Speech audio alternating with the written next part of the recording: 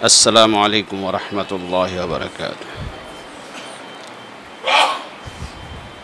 نحمدہ ونصلی علی رسولہ الکریم، اما بعد فاعوذ باللہ من الشیطان الرجیم، بسم اللہ الرحمن الرحیم، اہدنا الصراط المستقیم۔ وقال في موضع آخر ربنا لا تزغ قلوبنا بعد إذ هديتنا وهب لنا من لدنك رحمة إنك أنت الوهاب۔ صدق اللہ العظیم۔ درود شریف پڑھیں۔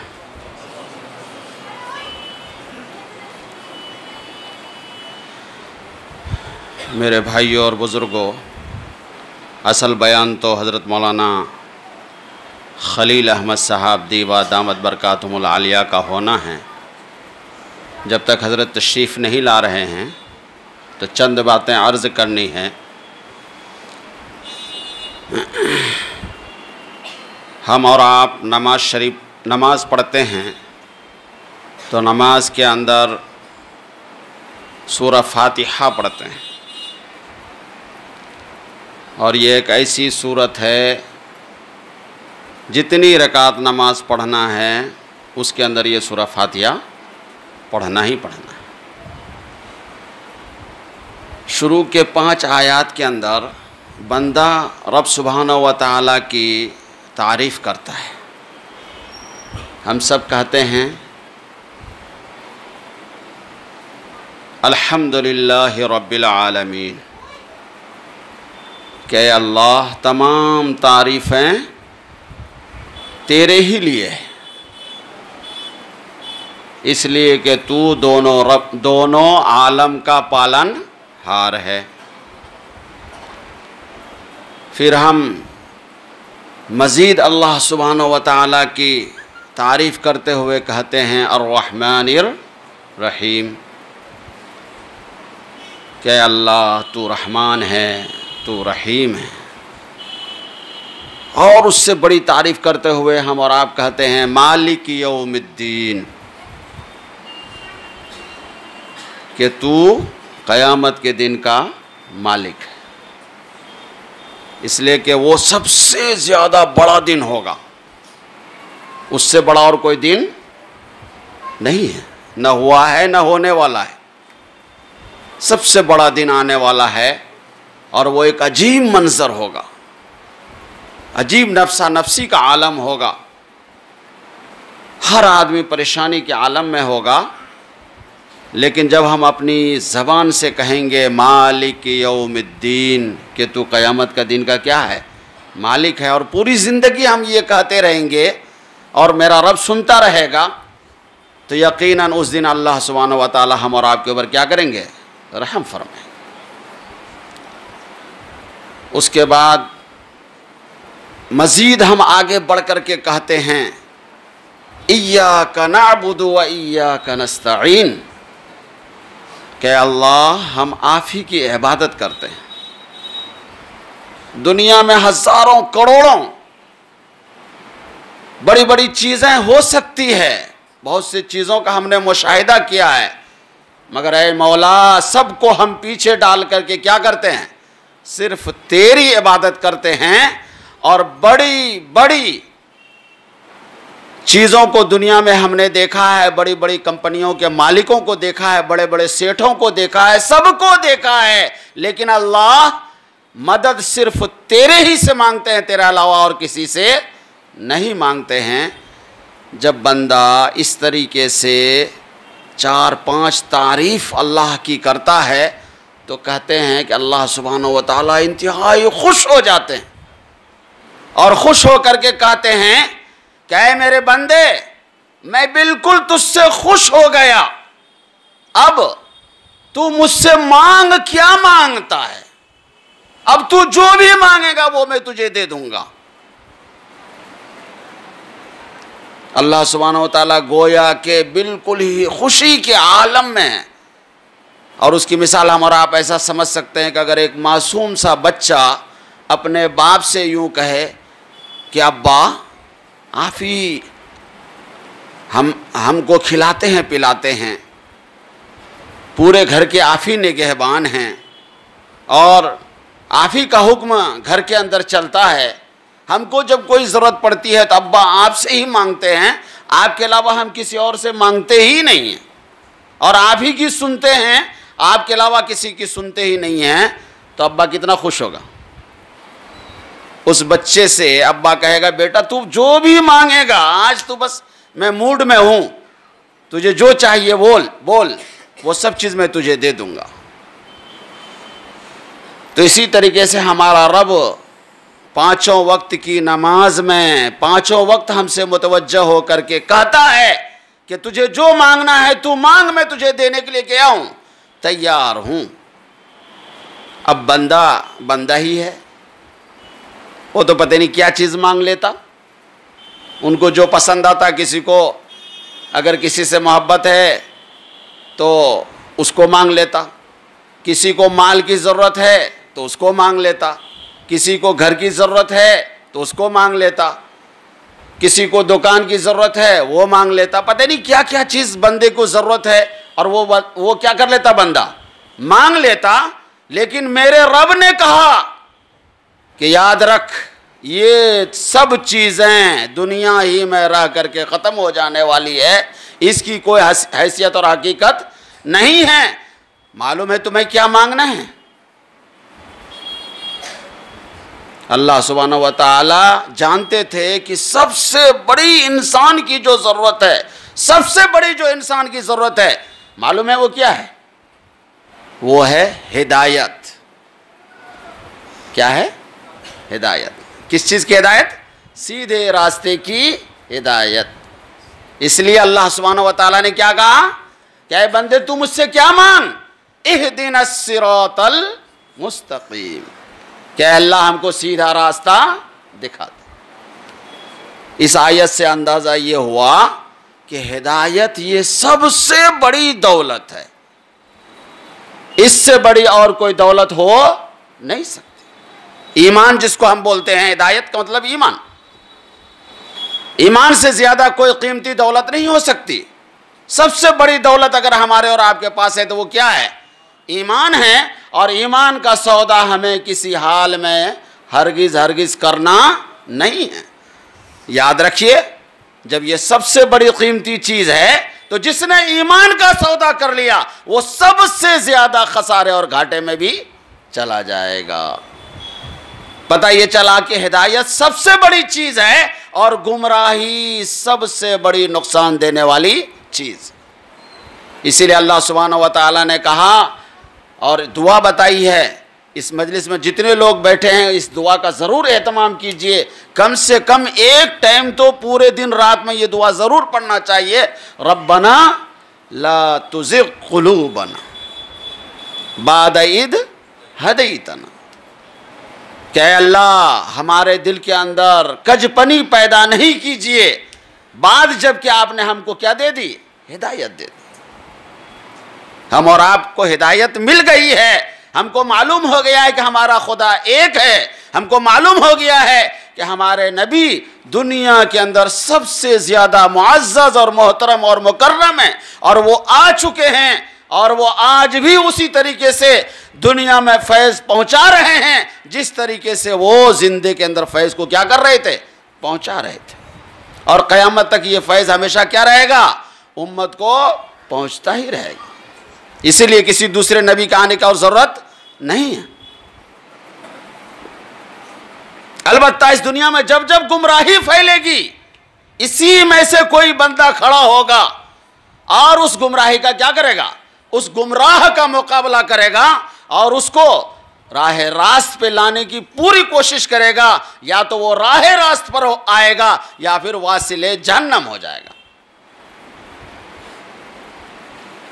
تو میرے بھائیوں اور بزرگوں، کم سے کم دن رات میں ایک مرتبہ یہ دعا، ربنا لا تزغ قلوبنا بعد اذ ہدیتنا وہب لنا من لدنک رحمہ انک انت الوہاب، صبح سے لے کر کے شام تک یا رات میں سوتے وقت ضرور پڑھ لینا چاہیے، اس لیے کہ وہ شخص انتہائی نقصان کے اندر ہے جو ہدایت ملنے کے بعد پھر گمراہی کے راستے پہ کیا ہو جائے؟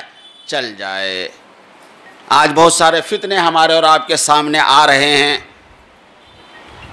اس سے پہلے قادیانیت کا فرقہ دنیا کے اندر رونما ہوا۔ جب انگریزوں نے قادیانی کو نبی بنانے کی کوشش کی تو وہ خود ہنسنے لگ گیا اور وہ کہنے لگ گیا عیسائیوں کو، انگریزوں کو، کہ میرے اوپر کون ایمان لائے گا؟ اس لیے کہ ہمیں معلوم ہے کہ آقا دو جہاں سرور کونین سرکار دو عالم صلی اللہ علیہ وسلم سے یہ امت اٹوٹ محبت کرتی ہے۔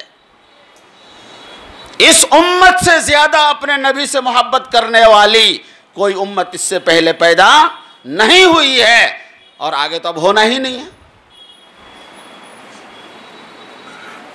اس لیے غلام احمد قادیانی خود کہنے لگا کہ مجھے اس بات کا یقین ہے کہ میں جیسے ہی نبوت کا دعویٰ کروں گا تو لوگ ہنسیں گے، مذاق اڑائیں گے، میرے اوپر کون ایمان لائے گا؟ لیکن انگریزوں نے چونکہ پوری طریقے سے یہ چیز تحقیق کر لی تھی، ریسرچ کر لیا تھا کہ مسئلہ ختم نبوت یہ ایسا مسئلہ ہے کہ اگر ذرہ برابر اس کے اندر کسی نے شک و شبہ کی، حتیٰ کہ ایک شخص نے یوں کہا کہ ایک آدمی نے نبوت کا دعویٰ کیا ہے، بہت اہم مسئلہ ہے کہ ایک آدمی نے نبوت کا دعویٰ کیا ہے تو دوسرے سننے والے نے کہا کہ تو نے اس سے دلیل کیوں نہیں مانگی جب انہوں نے نبوت کا دعویٰ کیا ہے؟ تو کہتے ہیں کہ جس نے نبوت کا دعویٰ کیا ہے اس کو تو چھوڑو، جس نے یہ کہا کہ تم نے دلیل کیوں نہیں مانگی، علماء کرام لکھتے ہیں کہ اس کا یہ کہنا یہ کلمہ کفر ہے اور وہ شخص کافر ہو گیا، اس لیے کہ جب ان کو یہ بات معلوم ہے، بدیہی طور پر یہ بات معلوم ہے کہ محمد عربی صلی اللہ علیہ وسلم آخری نبی ہیں، ان کے بعد کوئی اور نبی آنے والا نہیں ہے، تو پھر انہوں نے نبوت کی دلیل کیسے مانگی؟ نبوت کی دلیل مانگنا یہ اس بات کی دلیل ہے کہ وہ آدمی ابھی شک میں پڑا ہوا ہے کہ کوئی اور نبی آ سکتا ہے۔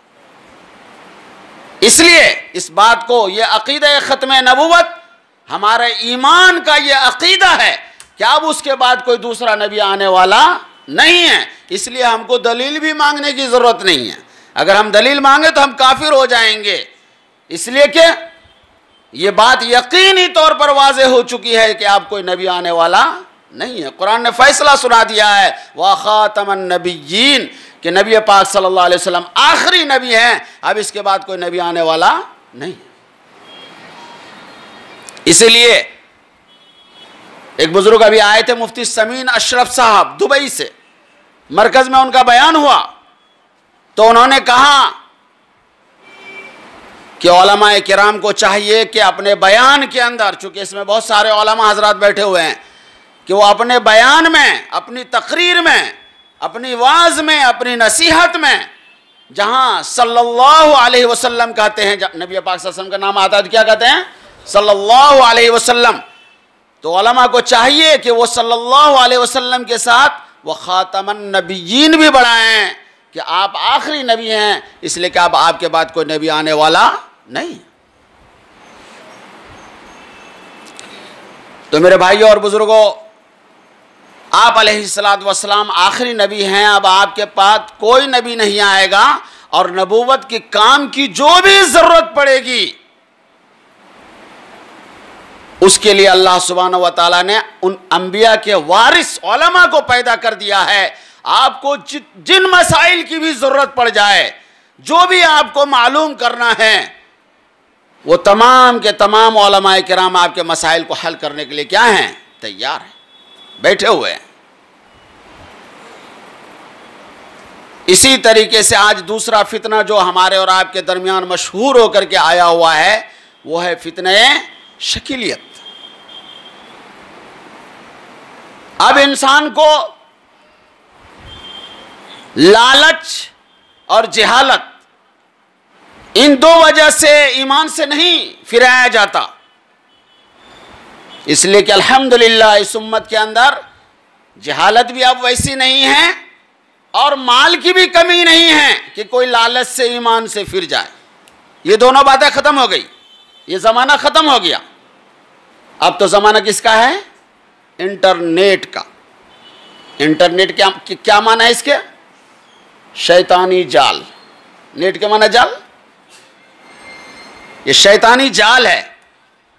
اب جو انسانوں کو بہکایا جائے گا، اب جو انسانوں کو ایمان سے پھرایا جائے گا، اب جو انسانوں کو ایمان سے ہاتھ دھلایا جائے گا، وہ نیٹ کے ذریعے سے، چکنی چپڑی باتوں کے ذریعے سے، چکنی چپڑی باتوں کے ذریعے سے آپ کو سمجھا کر کے آپ کے ایمان کو پھسلا دیا جائے گا۔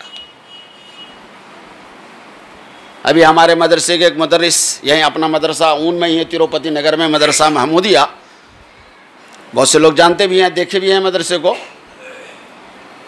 تو ہمارے مدرسے کے ایک مدرس کہنے لگے کہ میں رات کے اندر 10 بجے قریب آ رہا تھا، ایک آدمی، ایک مولوی صاحب جیسے مجھے دکھے، اکیلے وہ آ رہے تھے پیدل، تو میں نے سوچا کہ بھائی بیچارہ اکیلا جا رہا ہے، لاؤ میں اپنی گاڑی میں بٹھا لیتا ہوں۔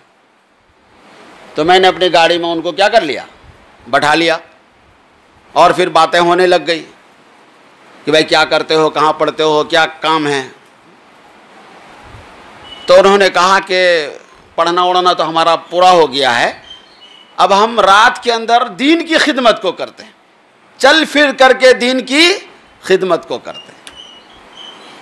مولانا بھی حیران رہ گئے، بھائی رات کو دین چل پھر کر کے کیا تم دین کی خدمت کر رہے ہو؟ بولے دین کی خدمت کے لیے تو اللہ نے دین کو بنایا ہے، تم رات کے اندر چل پھر کر کے دین کی خدمت کیسے کر رہے ہو؟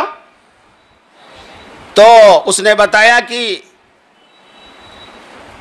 پھر اس نے اپنا تعارف کرانا شروع کیا اور اپنی ساری باتیں بیان کرنی شروع کی کہ اس طریقے سے ہم دین کی خدمت کرتے ہیں، اور مولانا سے کہنے لگا کہ 10 منٹ آپ ہماری بات کو سن لیں۔ مولانا سمجھ گئے کہ لگتا ہے یہ کوئی شکیلی ہے اور ہم کو ان کی بات سننا کوئی زیادہ مناسب نہیں ہے، اس لیے بہتر یہ ہے کہ میں ان سے اپنا دامن چھڑاؤں۔ اور مولانا نے کہا کہ تم لگتے ہو شکیلی ہو، ابھی میں پولیس والے کو فون کرتا ہوں۔ جیسے ہی مولانا نے یہ بات کہی، بس وہ فوراً تیزی سے وہاں سے نکل کر کے بھاگ گئے۔ اندازہ لگائیں وہ کیا کر رہے ہیں کہ رات کے اندر چل پھر کر کے ہم دین کی کیا کر رہے ہیں؟ خدمت کر رہے ہیں۔ تو گویا کہ ان کا کام جو شروع ہوتا ہے وہ 10 بجے رات کے بعد، وہ فیکٹریوں میں، کارخانوں میں چلتے پھرتے لوگوں کو اس طرح پکڑتے ہیں، اور پھر اس کے بعد چکنی چپڑی باتوں کے ذریعے سے، اس لیے کہ میں نے آپ کو کہا کہ اب اس امت میں نہ تو جہالت ہے، نہ لالچ ہے کہ مال کی کمی کی وجہ سے ان کو لالچ دے کر کے ایمان سے پھرایا جا رہا ہے، بلکہ اب جو ایمان سے پھرایا جا رہا ہے وہ نیٹ کے ذریعے سے اور اسی طریقے سے چکنی چپڑی باتوں کے ذریعے سے لوگوں کو دھوکہ دیا جا رہا ہے، اور باتوں کے اندر اس طریقے کی باتیں بنائی جا رہی ہے جن باتوں کا حقیقت سے کوئی تعلق نہیں ہے۔ باقی حضرت مولانا خلیل صاحب دامت برکاتہم العالیہ ہمارے اور آپ کے درمیان تشریف لا چکے ہیں، وقت بھی کم ہے، انہی کا حق بیان کا ہے، اس لیے میں اپنی بات کو یہیں پہ پوری کرتے ہوئے حضرت مولانا کو پرخلوص دعوت دیتا ہوں کہ وہ تشریف لائیں اور اپنے مواعظ حسنہ سے اور بہترین بیانات سے ہم سب کو مستفیض فرمائیں۔ الحمدللہ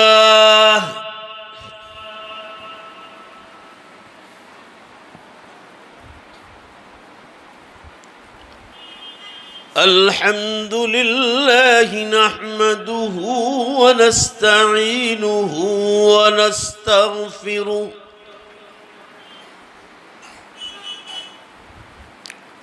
ونؤمن به ونتوکل علیہ ونعوذ باللہ من شرور انفسنا ومن سیئات اعمالنا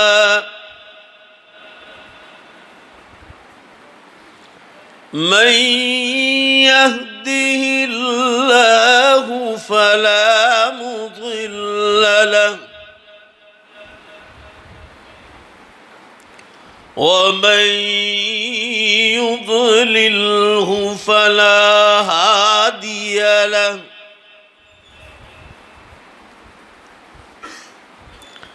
ونشهد أن لا إله إلا الله وحده لا شريك له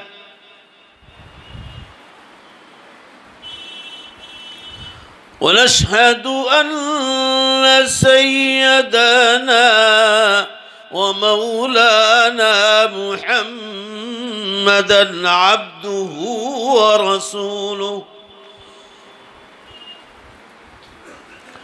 قال الله تبارك وتعالى في القرآن المجيد والفرقان الحميد: أعوذ بالله من الشيطان الرجيم. بسم الله الرحمن الرحيم.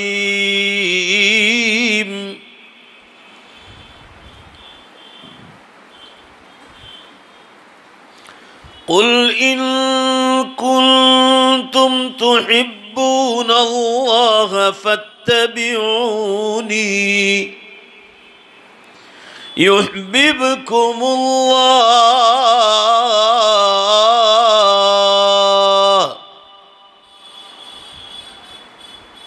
وقال الله تبارك وتعالى: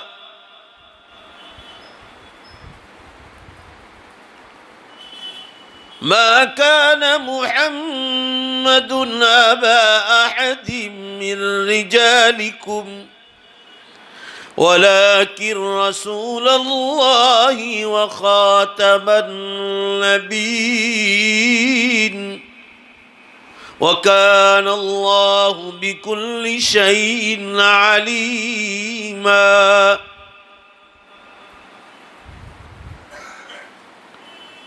وقال الله تبارك وتعالى: ألا لعنة الله على الكاذبين. وقال الله تبارك وتعالى: والذين جاهدوا فينا لنهدينهم سبلنا وإن الله لمع المحسنين. وقال النبي صلى الله تعالى عليه وسلم: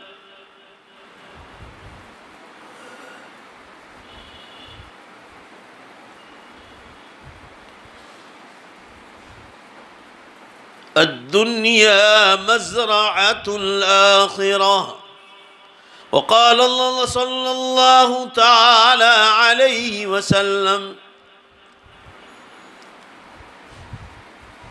إذا كثرت الكذب والخمر والميسر والفحش والخدع والرشوة والزنا فبعدها سنوات الزلازل وطوفان البحار وطلوع الشمس من مغربها. صدق الله مولانا العظيم وصدق رسوله النبي الأمي الكريم ونحن على ذلك لمن الشاهدين والشاكرين والحمد لله رب العالمین.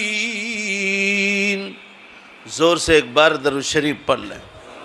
صلی علی سیدنا و نبینا و شفیعنا و حبیبنا و سندنا مولانا محمد صلی اللہ علیہ وسلم. بزرگان محترم، عزیز نوجوانوں، پردے میں بیٹھ کر سننے والی عزیز بہنوں اور ماؤں، آپ حضرات کو یہ معلوم ہے کہ آج کی مجلس کس سلسلے میں ہے.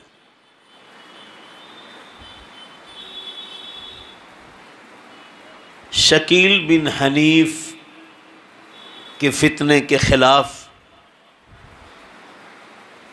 یہ مجلس منعقد کی گئی تاکہ اس کے گندے فتنوں سے امت کی حفاظت ہو سکے۔ اللہ تعالیٰ شانہ ہم تمام کی ایسی مدد فرمائیں کہ اللہ اس کی جڑ کو اکھاڑ کے پھینک دے۔ اس کے لیے ہم تمام کو آج اس مجلس میں نیت کرنا ہے۔ کسی کے بلانے پر صرف آ کر تقریر سن لینا کافی نہیں ہوگا، انشاءاللہ زور سے بولو کہ اس فتنے کو ختم کرنے کے لیے حتی الوسع پوری کوشش کریں گے۔ اللہ ہم سب کو توفیق مرحمت فرمائے۔ میں ایک وقت صوبہ بہار میں تھا، ضلع ارریہ میں، وہاں پریم نگر میں ایک جگہ ہے ارریہ کے قریب، وہاں ایک جلسے میں مدعو تھا۔ حضرت شیخ مولانا زکریا صاحب رحمۃ اللہ علیہ مہاجر مدنی کے ایک مرید اور شاگرد حضرت مولانا نبی حسن صاحب مظاہری اس مجمع میں تشریف لائے تھے۔ کافی معمر اور بڑی عمر کے آدمی ہیں۔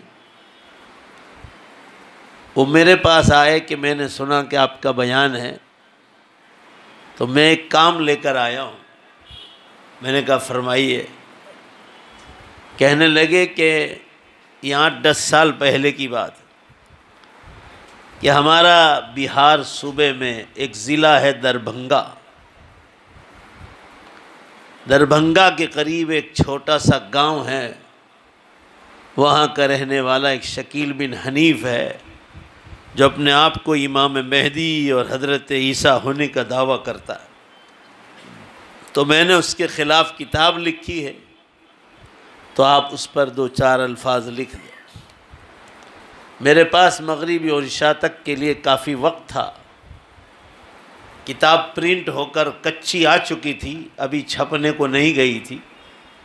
جستا جستا تھوڑا دیکھ کر میں نے اس کتاب کے شروع میں مولانا کی کتاب پر چند الفاظ لکھ لیے۔ اسی وقت میں نے اس کتاب کے شروع میں پڑھا تھا کہ شکیل بن حنیف بہار کا رہنے والا ہے، صرف انگریزی تعلیم یافتہ ہے، کچھ تھوڑا سا انگریزی اس نے پڑھا ہے، پیسے اور روٹی کے لیے وہ ہمیشہ پریشان رہتا تھا۔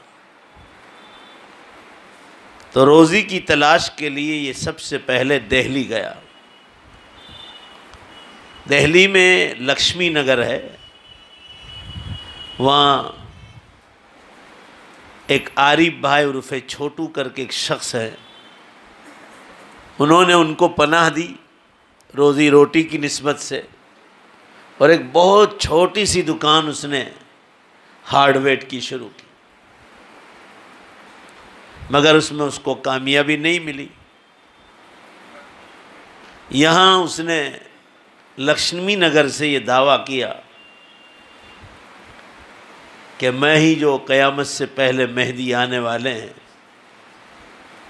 اور عیسیٰ علیہ السلام، نعوذ باللہ استغفر اللہ، میں وہی ذات ہوں۔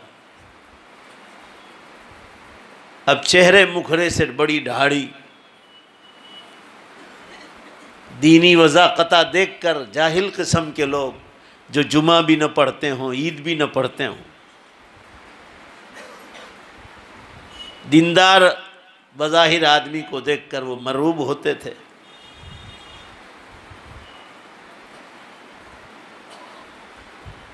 اب وہاں کے لوگوں کو اور جماعت کے ذمہ داروں کو پتہ چلا کہ یہ لکشمی نگر میں کوئی شخص فتنہ پھیلا رہا ہے، تو اس کی بہت سخت باس پرس کی اور پوچھا کہ دعویٰ کرتے ہیں تو دلیل لاؤ۔ وہ کوئی جواب نہیں دے سکا۔ بالآخر اس کو سمجھایا بجھایا، مگر وہ آئیں بائیں تائیں کرنے لگا۔ جب وہ کوئی جواب نہیں دے پایا تو بہت سخت پٹائی بھی ہوئی ہے اس کی لکشمی نگر میں۔ اس کے بعد مسئلہ یہ ہوا کہ لوگوں نے چاہا کہ بھئی یہ جہاں کا ہے وہیں کی اس کو ٹرین میں ہی بٹھا دیں، تو لکشمی نگر دلی کے لوگ اس کو ریلوے اسٹیشن پر چھوڑنے گئے کہ جو بھی ٹرین مل جاتی اس کو دربھنگا اتار دے، وہاں اس کو چھوڑ دے۔ جو نوجوان چھوڑنے گئے اتفاق سے اس دن گاڑی بہت لیٹ تھی، انہوں نے کہا کہ اب یہ یہاں ٹکٹ بھی نکلوا دیا تو اب یہ بھاگ ہی جائے گا، مار پیٹ ہوئی ہے تو، مگر یہ لوگ کافی دیر تک گاڑی نہیں آئی تو یہ نوجوان دل برداشتہ ہو کر گھر واپس چلے آئے۔ اب یہ واپس جو ہے ریلوے اسٹیشن سے واپس آیا اور ایک مدنی نگر کر کے ایک جگہ ہے دلی میں، یہاں اس نے ایک اور شخص کو پکڑا اور اس کے داو میں آیا کہ بھائی میں اس روزی روٹی کے لیے آیا ہوں، یہ کر کے اس نے آدمی نے اپنا ہی ایک کمرہ اس کو رہنے کے لیے دیا۔ یہاں اس نے مدنی مسجد میں، مدنی نگر ہی کی مدنی مسجد میں شکیل بن حنیف نے چپ چاپ جاہلوں کو پکڑ کر اپنا فتنہ شروع کیا۔ وہاں کے لوگوں کو بھی پتہ چل گیا تھا اس سے پہلے کہ یہی شخص ہمارے یہاں آیا ہے، تو انہوں نے تو باقاعدہ پکڑ کر پٹائی تو پٹائی کی، اس کو ٹکلا بھی کر دیا تھا پوری طرح۔ اس نے توبہ کر لی اور یہ کہا کہ اب میں بالکل کبھی نہیں کروں گا۔ علماء کرام جمع ہو گئے، اس نے ایک جلسہ رکھا تھا، اس میں علماء پہنچ گئے، بیان کے بعد بہت سخت بارپس ہوئی اور برابر پٹائی بھی ہوئی اور بال بھی یہ کر لیے جو ہے، اور پھر لوگوں نے کہا کہ کسی بھی حال میں اس کو جو ہے دربھنگہ چھوڑ دینا چاہیے۔ اس کو مدنی نگر سے روانہ بھی کر دیا کہ دوبارہ نہ آئے، مگر اس نے پھر آ کر دلی میں کوئی اور علاقہ پکڑا، لکشمی نگر کے ہی قریب کوئی اور محلے میں اس نے کرائے کا مکان لیا، وہیں نماز پڑھنا شروع کی اور لوگوں کو بہکانا شروع کیا۔ وہاں تیسری بار بھی اس کی پٹائی ہوئی اور اب جا کر اس نے کہا کہ اب میں معافی مانگتا ہوں، اس نئی جگہ پر بھی اب میں یہ کام کبھی نہیں کروں گا۔ چپ چاپ پھر وہ بھاگ گیا وہاں سے اور اس نے بمبئی کو جائے پناہ بنایا۔ بمبئی میں کسی ایک جگہ اس کا ٹھکانہ شروع میں نہیں رہا تو اورنگ آباد چلا گیا۔ اورنگ آباد میں 2 محلے ہیں، قریب قریب میں گاؤں پڑھتے ہیں، پڑھے، اور ایک اور گاؤں کا نام میں نے پڑھا تھا، مولانا نبی حسن صاحب نے بہت تفصیل سے لکھا ہے۔ تو وہاں اس نے اپنے جگہ بنائی، تقریباً 100 آدمی اس کے قریب ہوئے جو بالکل جاہل قسم کے لوگ تھے، اور پھر اس کو یہ حضرت عیسیٰ اور امام مہدی ماننے لگے۔ وہاں چوتھی بار وہاں بھی لوگوں کو پتہ چل گیا تو علماء پہنچ گئے، وہاں بھی پٹائی ہوئی۔ اب اس کے بعد اس نے کرناٹکا، مہاراشٹر اور ایک اور علاقے کو اس نے اپنی جائے پناہ بنائی ہے، مگر سنا کہ بمبئی میں بیٹھا ہوا، اللہ عالم بالصواب۔ بہرحال اس نے غلط قسم کا یہ دعویٰ کیا، اور اس کے دعوے تو بہت سارے ہیں۔ دعوے یہ ہے کہ حضرت عیسیٰ علیہ السلام اور امام مہدی 2 الگ الگ شخص نہیں، ایک ہی شخص۔ پہلا تو غلط یہ دعویٰ کیا اس نے۔ دوسرا دعویٰ اس نے یہ کیا کہ حضرت عیسیٰ علیہ السلام جو اترنے والے ہیں وہ اترنا کوئی فرشتوں کے ساتھ نہیں ہوگا، وہ تو ہوائی جہاز یا ٹرین سے بھی اتر سکتے ہیں۔ اس بہانے وہ اپنی طرف اشارہ کرنا چاہ رہا تھا، اور کہا امام مہدی کا جو ظہور مکے کے بارے میں لکھا ہے تو مکہ ضرور نہیں، مکہ سے مراد مکہ شریف نہیں، وہ کوئی بھی پاک سرزمین ہے جہاں وہ اترے گا۔ وہ یہ کہنا چاہ رہا تھا کہ دربھنگہ میں پیدا ہوا، میں جہاں رہتا ہوں میرے جھونپڑی وہی پاک سرزمین۔ مدینہ منورہ کے بارے میں امام مہدی کی جو بشارتیں آتی ہیں تو اس نے کہا مدینہ سے وہ مدینہ مراد نہیں، کوئی بھی شہر مراد ہے جہاں جا کر وہ اس کی پناہ لے گا۔ حضرت عیسیٰ علیہ السلام اور امام مہدی کے زمانے میں مال و دولت کی بہت فراوانی ہوگی، وہ یہ کہہ رہا کہ دیکھو میرے پاس ایک زمانے میں کچھ نہیں تھا، میرے پاس بہت آ گیا، تو اب میں جو میرے دعوے میں آتا میں سب کو پیسے پہنچاتا ہوں، غلط تعویلیں کرتا۔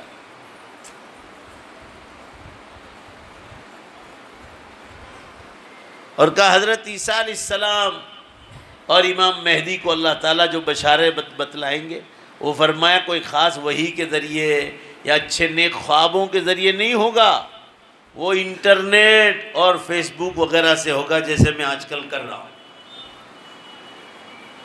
نعوذ باللہ، غلط قسم کے اس کے دعوے ہیں، اس میں سے ایک بھی اس کا دعویٰ صحیح نہیں۔ اور یہ کوئی مولانا مسلمانوں نئی بات نہیں، آپ صلی اللہ علیہ وسلم نے فرمایا کہ میرے دنیا سے چلے جانے کے بعد مہدی کے دعوے کرنے والے تو پیدا ہوں گے، نبی کے دعوے کرنے والے بھی بہت پیدا ہوں گے، جیسے قادیانی زمانے کا آخری تھا۔ یہ میں نے تھوڑا بیک گراؤنڈ بتلایا آپ حضرات کو کہ جو آدمی روزی روٹی میں پریشان، جس کی خود کی نمازوں کے ایک زمانے میں ٹھکانہ نہیں تھا، وہ ہارڈ ویئر کی دکان کھلتا ہے لکشمی نگر میں جا کر، وہاں سے مار پیٹ ہوتا ہے تو مدنی نگر جاتا ہے، وہاں سے واپس لکشمی نگر جاتا ہے، وہاں سے بھاگ کر جو ہے اورنگ آباد کے علاقے میں بھاگتا ہے، کہہ رہا ہے کہ دیکھو آج ساری دنیا میں لوگوں کے پاس مال و دولت آ گئی، یہ امام مہدی کا ظہور کا میں آ گیا، اس لیے سب مال و دولت کی فراوانی ہو گئی۔ میں نے کہا یہ کورونا آ گیا تیری وجہ سے ہی آیا ہے، یہ مال و ان کی فراوانی، لوگ کنگال ہو گئے ابھی تو۔ بھائی زور سے بولو نا، صحیح ہے کہ نہیں؟ میرے عرض کرنے کا منشا یہ ہے آپ حضرات کے سامنے، تو 15 سال سے دعوے کر رہا ہے، اور اس میں ایک بھی دعوے میں آج تک صحیح ثابت نہیں ہوئی۔ بخاری میں، مسلم میں، ابو داؤد میں، ترمذی میں، ابن ماجہ میں، نسائی، یہ جو حدیث کی مشہور ترین 6 کتابیں، اس میں جو امام مہدی کے بارے میں، حضرت عیسیٰ علیہ السلام کے بارے میں بشارت ہے، وہ میں آپ کو بتلاؤں گا، مگر اس کے لیے آپ کو اوپر سے چلنا پڑے گا اس مسئلے کو سمجھنے کے لیے۔ آپ صلی اللہ علیہ وسلم نے فرمایا امام مہدی جو پیدا ہوں گے، فرمایا وہ میرے ہی نام پر ہوں گے، محمد ابن عبداللہ۔ پورا مجمع زور سے بولو، کیا نام ہوگا؟ میرے نام سے ہوں گے، میرے والد کا جو نام ہے وہ ان کے والد کا نام ہوگا۔ اب یہ امام مہدی ہونے کا بھی دعویٰ کرتا ہے کہ امام مہدی اور حضرت عیسیٰ ایک ہیں، تو میں پہلے آپ کو اس کی دلیل کاٹ کے بتاؤں۔ اگر تو حضرت عیسیٰ علیہ السلام اپنے آپ کو مانتا ہے تو حضرت عیسیٰ علیہ السلام کے تو والد تھے ہی نہیں، تو سب سے پہلے تجھے اپنے والد کا، زور سے بولو بے شک تجھے انکار کرنا پڑے گا۔ بھائی بولو نا زور سے، ہے کہ نہیں؟ حضرت عیسیٰ علیہ السلام کے تو والد نہیں تھے، بغیر والد کے اللہ نے ان کو پیدا کیا تھا۔ تیرا باپ تو ابھی مرا ہے، اس لیے یہی اس کے دعوے سب غلط ثابت ہو جاتے۔ مسلمانوں، یہ وہی چیزیں ہیں جو مزاروں پر گندے قسم کے لوگ بیٹھے ہیں، وہ ذرا چھوٹے دعوے کرتے ہیں، وہ ولی اللہ ہونے کے دعوے کرتے ہیں، امام مہدی ہونے کے دعوے کرتے ہیں۔ یہ سب قرب قیامت کی علامتیں ہیں کہ عجیب عجیب قسم کے فتنے کھڑے ہوں گے اور لوگ ان کے پیچھے دوڑیں گے۔ ہر صدی میں ایسے لوگ پیدا ہوئے۔ آپ صلی اللہ علیہ وسلم نے خود فرمایا کہ میرے دنیا سے چلے جانے کے بعد ایسے تقریباً 40 لوگ پیدا ہوں گے جو امام مہدی ہونے کا دعویٰ کریں گے، کوئی نبوت کا جھوٹا دعویٰ کرے گا۔ عرض کرنے کا منشا یہ ہے، اس مسئلے کو سمجھنے کے لیے آپ کو اوپر سے چلنا پڑے گا۔ آپ جب بیک گراؤنڈ سمجھیں گے تو آپ کو پتہ چلے گا کہ اس کے پیچھے حقیقت کیا ہے۔ قرآن پاک میں اللہ نے ارشاد فرمایا، قُلْ إِن كُنتُمْ تُحِبُّونَ اللَّهَ فَاتَّبِعُونِي يُحْبِبْكُمُ اللَّهُ۔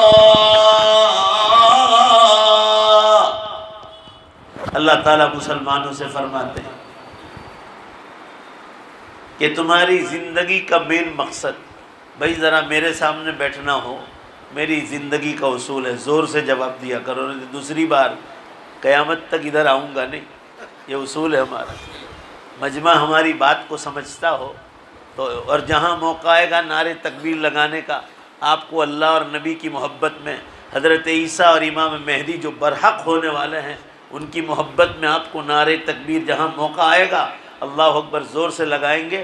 جیسے حدیث میں یہ بات، تو یہ کوئی نعرے تکبیر آج کی ایجاد نہیں، آپ صلی اللہ علیہ وسلم کبھی بیان فرماتے تھے اور ایسا مضمون آتا تھا کہ فکبر، صحابہ فرما رہے کبر و کبرنا، آپ صلی اللہ علیہ وسلم نے بھی اللہ اکبر زور سے کہا اور پورا مجمع بھی اللہ اکبر، پورا مجمع گونج گیا، فکبرنا، ہم نے بھی زور سے تکبیر۔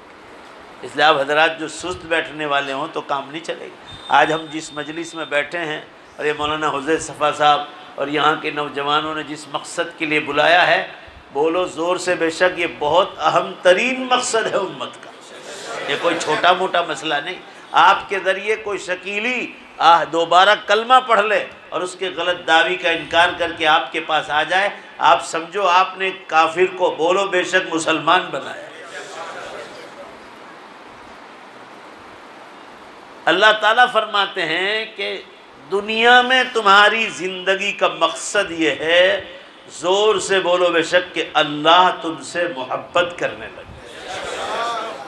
یہ اللہ نے شرط لگائی، یہ تمہاری زندگی کا مقصد ہے، اللہ کے محبوب بندے بن جاؤ۔ تو اللہ تعالیٰ فرما رہا ہے اس کے لیے ضروری ہے فَاتَّبِعُونِی۔ محمد صلی اللہ علیہ وسلم کو ہم نے کہا کہ وہ جو محمد صلی اللہ علیہ وسلم کی بات کو مانے گا، بے شک اللہ اس کو اپنا، بولو بے شک، محبوب بندہ بنا۔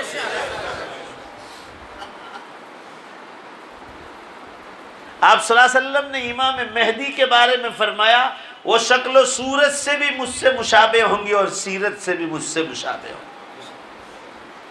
پہلی تو صحیح حدیث یہی آئی ہے، ان کا نام میرے نام سے ہوگا، محمد نام ہوگا ان کا، ان کے والد کا نام عبداللہ ہوگا، امام مہدی۔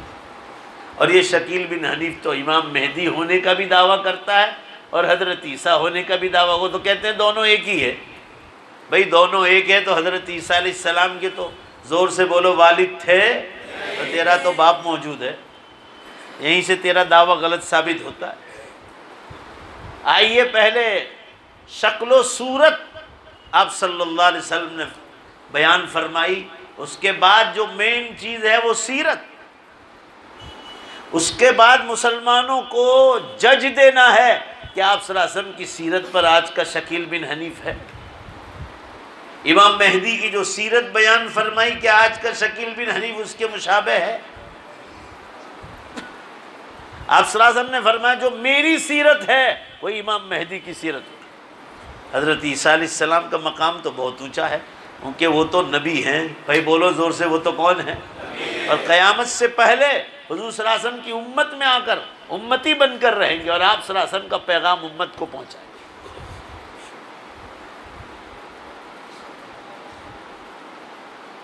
سیرت کا جہاں تک مسئلہ ہے، پہلے آپ کو نبی صلی اللہ علیہ وسلم کی سیرت معلوم کرنی پڑے گی کہ آپ صلی اللہ علیہ وسلم کی سیرت کیا تھی۔ اس کے بعد آپ آئیں گے امام مہدی کی سیرت پر۔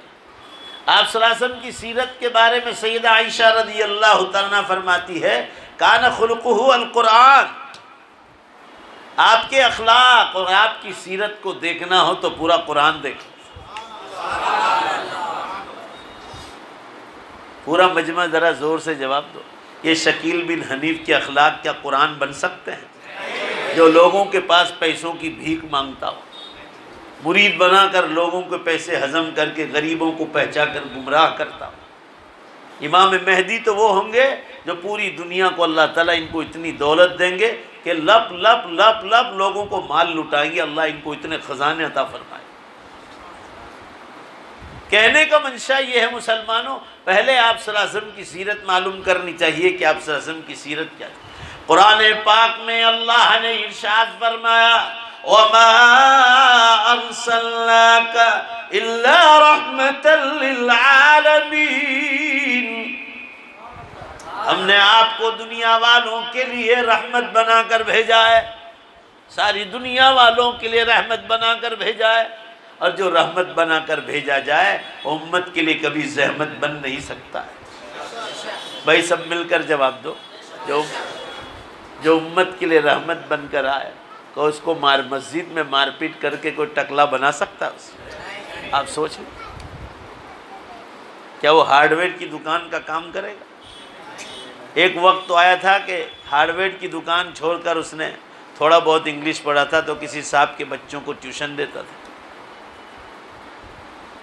یہ شکیل بن حنیف کے دھندے ہیں آپ کے سامنے، اور یہی دھندے ان کے پیروکاروں کے ہیں، جو بھی ان کے داؤ میں آئے گا ان سب کے دھندے یہی ہے، وہ سب اسی راہ پر۔ قرآن کہتا ہے رسول اللہ صلی اللہ علیہ وسلم کی سب سے پہلی سیرت کے بارے میں کہ سیرت کو پہچاننا ہو تو امت کے سامنے ان کے حالات کیسے۔ آج کل غیر مسلم حضرات قرآن نہیں پڑھیں گے، وہ حدیث نہیں پڑھیں گے، وہ مسلمانوں کی سیرت دیکھتے ہیں کہ ان کے اندرونی حالات کیسے ہیں، اس کے بعد ایمان لاتے ہیں۔ بھائی بولو زور سے، بے شک صحیح ہے۔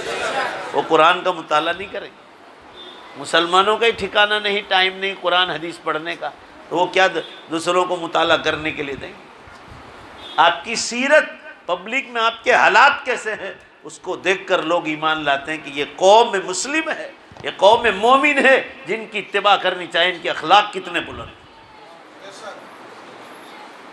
آپ صلی اللہ تعالیٰ علیہ وسلم کے جو معاملات ہیں امت کے سامنے، جب آپ نبی بنا دیے گئے تب بھی، نبی بنانے سے بھی پہلے قرآن کہتا ہے کہ کبھی زندگی میں جھوٹ تو دور کی بات، کبھی مذاق میں بھی جھوٹ نہیں بولے۔ اسی لیے قرآن نے شکیل بن حنیف جیسے لوگوں کے بارے میں کہا کہ جو بات میں جھوٹ بولتا ہو، امت کو گمراہ کرتا، اس کے دعووں میں صاف جھوٹ ہے کہ امام مہدی اور حضرت عیسیٰ دونوں ایک ہے۔ تو امام مہدی کے تو والد حضرت عیسیٰ کے والد نہیں، تیرے خود کے والد ہے، تو دونوں کو ایک کہہ کے اپنے آپ کو ثابت کہہ رہا ہے، یہی تو جھوٹا پڑھ رہا ہے۔ اور اللہ فرما رہا ہے قرآن میں الا لعنت اللہ علی الکاذبین، بے شک بولو بے شک اللہ جھوٹ بولنے والوں پر۔ بات پوری ہو جائے اس کے بعد زور سے بے شک بولو، جھوٹ بولنے والوں پر اللہ کی پھٹکار ہے۔ کہنے کا منشا یہ ہے مسلمانوں، آپ صلی اللہ علیہ وسلم کبھی جھوٹ نہیں بولتے۔ حدیث پاک میں فرمایا آپ صلی اللہ علیہ وسلم کبھی آپ صلی اللہ علیہ وسلم کبھی زندگی بھر کسی غیر مسلم کو بھی دھوکہ نہیں دیا۔ یہ بات اس لیے کہہ رہا ہوں آپ کو، آپ صلی اللہ علیہ وسلم کی سیرت کا پہلے نمونہ، تاکہ آپ جو حضور نے فرمایا وہ میری شکل و شباہت میں بھی ہوں گے، اور بولو زور سے میری سیرت پر بھی امام مہدی ثابت ہو۔ اب آپ کو دیکھنا ہے کہ شکیل بن حنیف حضور صلی اللہ علیہ وسلم کی سیرت پر ہے، امام مہدی کی سیرت پر ہے۔ جب آپ کو پتہ چل جائے گا نہیں تو اس کی باتوں سے دور رہنا اور اس کے فتنوں سے امت کو آگاہ کرنا بہت ضروری ہے۔ امام بخاری رحمۃ اللہ علیہ بڑا عجیب واقعہ بیان کرتے ہیں آپ صلی اللہ علیہ وسلم کی سیرت کا۔ امام بخاری رحمۃ اللہ علیہ فرما رہے ہیں کہ آپ صلی اللہ تعالیٰ علیہ وسلم کو جب اللہ تعالیٰ نے نبی بنایا اور آخری نبی اور نبیوں کا سردار بنایا، تو جہاں آپ لوگوں کو زبان سے دین کی دعوت دیتے تھے، آپ نے لوگوں کو قلم سے بھی جو ہے دین کی دعوت دی۔ ان میں آپ نے ایک خط لکھا، جیسے قلم سے دعوت دی اٹالی کے بادشاہ ہرقل، آپ نے خط لکھا میں مکے میں ظاہر ہو گیا ہوں محمد صلی اللہ علیہ وسلم، اور آپ انجیل کے عالم ہیں بادشاہ ہرقل، آپ نے میری سیرت کو انجیل میں پڑھا ہے۔ اللہ تعالیٰ نے مجھ سے پہلے اتاری جانے والی کتاب قرآن مجید سے پہلے انجیل کو اتارا، اس میں میری صفات بیان کی ہے، میری سیرت کو کھولا ہے، آپ نے میری سیرت کو پڑھا ہے۔ میں مکے میں ظاہر ہونے والا وہی محمد صلی اللہ علیہ وسلم ہوں۔ اب اے بادشاہ آپ عیسائی ہیں، اب میں نبی بن کر ظاہر ہو گیا ہوں، اب اگر آپ ایمان لائیں گے تو ہی جنت میں جا پائیں گے۔ عیسیٰ علیہ السلام کی شریعت کینسل ہو گئی۔ یہ خط لکھا آپ صلی اللہ علیہ وسلم۔ حضرت دحیہ بن خلیفہ کلبی رضی اللہ عنہ یہ لیٹر لے کر پہنچے اٹالی، پانی کی کشتی سے گئے، اللہ جانے کتنے مہینوں کے بعد پہنچے ہوں گے، خط بھی پہنچ گیا۔ حدیث پاک میں یہ واقعہ بخاری شریف میں ہے، خط پہنچ گیا بادشاہ کے دربار تک۔ بادشاہ کا نام ہے ہرقل۔ پوچھا آپ کون ہیں؟ کہا میں دحیہ بن خلیفہ کلبی ہوں، آپ صلی اللہ علیہ وسلم کے ہاتھ پر ایمان لایا ہوں۔ کہا آپ نے ان سے صحبت اختیار کی؟ جی صحبت اختیار کی، تبھی تو یہ لیٹر آپ کا خط مبارک لے کر مجھے آپ کے پاس بھیجا ہے۔ آپ صلی اللہ علیہ وسلم کی مہر نبوت تھی اس پر۔ آپ صلی اللہ علیہ وسلم کے مبارک ہاتھ سے محمد رسول اللہ صلی اللہ علیہ وسلم، بادشاہ نے بڑی عزت کے ساتھ آپ کے خط مبارک کو بوسہ دیا اور سر آنکھوں میں رکھ، ایک باکس بنوایا، ایک باکس بنوانے کے بعد اس کو عزت سے رکھا۔ حضرت دحیہ واپس مدینے چلے آئے۔ انہی دنوں پورے عربستان کا میلہ لگنے والا تھا، ملک شام میں، سیریا میں پورے عرب کا میلہ لگتا تھا، اور اب کی بار اس میلے کا انچارج اسی بادشاہ کو عربستان والوں نے بنایا، کیونکہ یہ انجیل کا عالم تھا تو اس کا عربستان میں بھی بہت چرچا تھا۔ اب کی بار مدینے سے بالکل قریب ہے ملک شام، وہاں یہ میلہ لگنے والا تھا، لوگ اپنی اپنی تجارتوں کے لیے آپ صلی اللہ علیہ وسلم کے زمانے میں یہاں جمع ہوتے تھے۔ بادشاہ انچارج اس میلے کا، میلہ پورا ہو گیا، بہت لمبا قصہ ہے، میں صرف مختصر جو کام کی بات ہے وہی عرض کر رہا ہوں۔ پہلے آپ صلی اللہ علیہ وسلم کی سیرت کو جاننا پڑے گا، پھر امام مہدی پر چسپاں کیجیے آپ، اس کے بعد شکیل بن حنیف کو اس پر اتار کے دیکھیے کیا وہ شکیل بن حنیف اس کے لائق ہے کہ امام مہدی کی شکل بنا لے یا امام مہدی کی سیرت پر پورا اترا۔ میلہ ختم ہو گیا، بادشاہ ہرقل نے کہا اے عربستان والوں بیٹھ جاؤ، مجھے آپ لوگوں سے 2-3 سوال کرنے۔ خاموش ہو گئے، پورا عربستان جمع ہے، کوئی کشتی سے آیا، کوئی اونٹ گاڑی سے آیا، کوئی گھوڑے سے آیا، کوئی اونٹوں پر آیا، جیسا جیسا زمانہ تھا ویسی ویسی لوگ تجارت کرتے تھے۔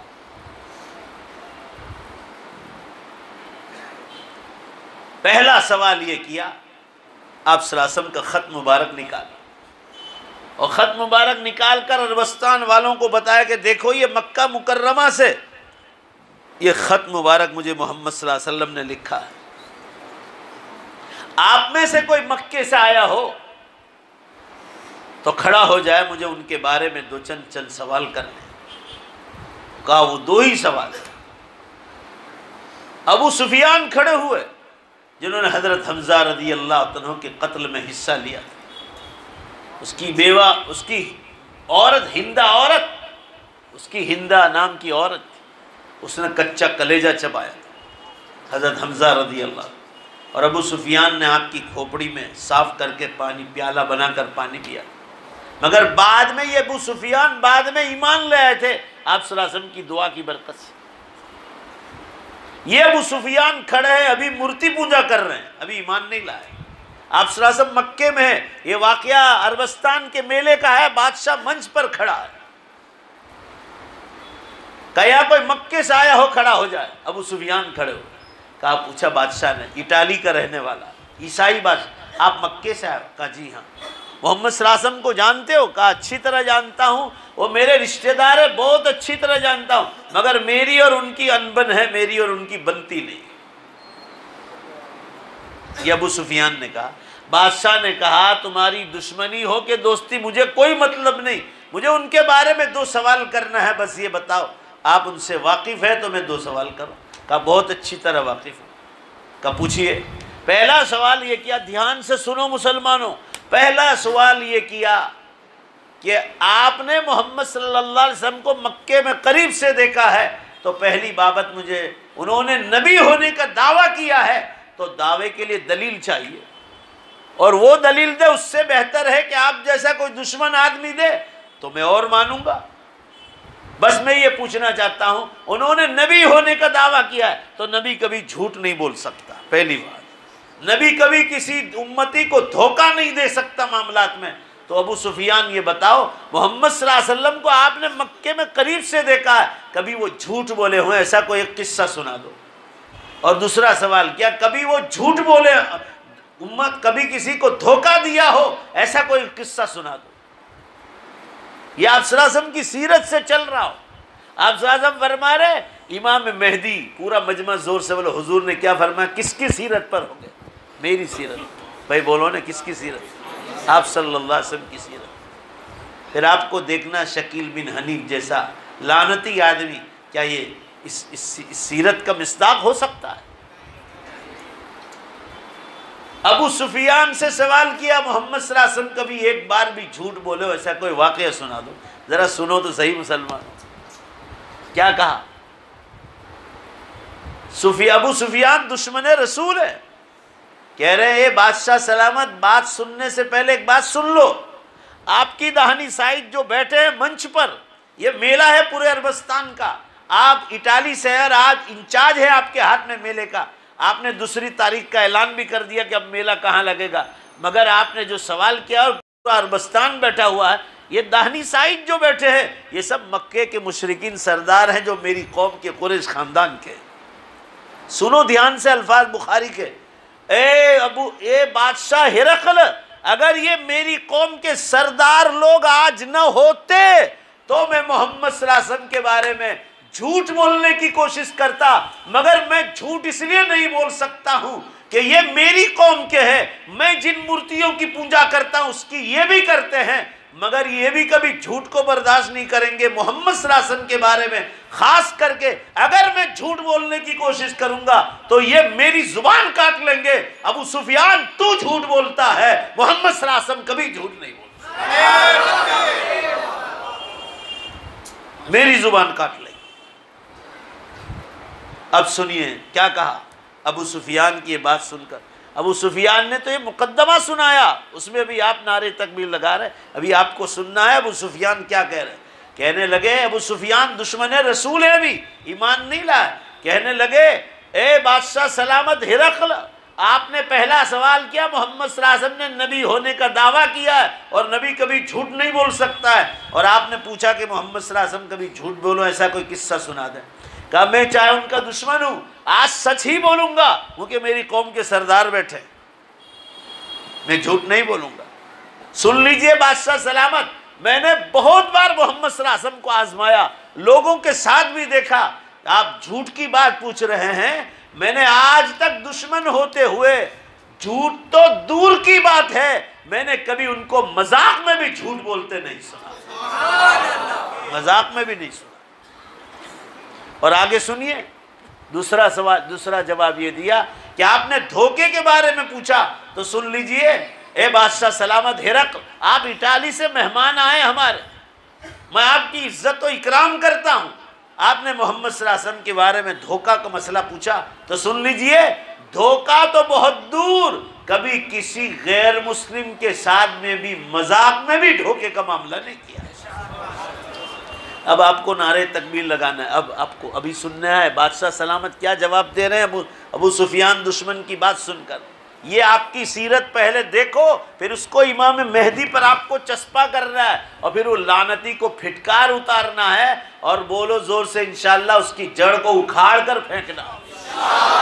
وہ یہ ہے بادشاہ ہرقل بولا عیسائی ہے، عیسائی ہے، ابھی وہ ایمان نہیں لایا، عیسائی بادشاہ ہے، اس نے سارے عربستان والوں سے کہا یا اہل العرب، یا اہل العرب، اے عربستان والو، اے عربستان والو، تم کس کا انتظار کرتے ہو جو آدمی اپنی پرائیویٹ زندگی میں آج تک کبھی مذاق میں جھوٹ نہیں بولا ہے، وہ اللہ کے معاملے میں کس طرح جھوٹ بول سکتا ہے؟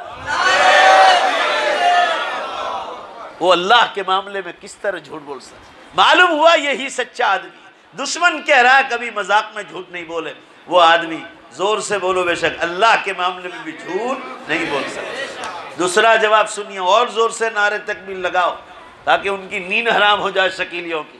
فرمایا سیرت اس کا نام، یہ سیرت جب امتی میں آ جائے تو مسلمانوں وہ سچا مسلمان کہلائے گا، مگر مہدی تو بن ہی نہیں سکتا۔ ابو سفیان کے سوال جواب پر بادشاہ سلامت نے دوسری بات کہی، یا اہل العرب، سنو، سننے جیسا قصہ، اے عربستان والو، تم کس کا انتظار کرتے ہو جو آدمی اپنی خانگی زندگی میں آج تک کسی سے ساتھ دھوکے کا معاملہ نہیں کیا، ان کا دشمن قبول کر رہا ہے، تو اللہ کے معاملے میں امت کو کس طرح دھوکہ دے سکتا ہے؟ تم کس کا انتظار کر رہے ہو؟ اب سنیے آگے کی سنیں، یہ حدیث یہاں پوری ہو گئی، امام بخاری نے قصہ نقل کر دیا۔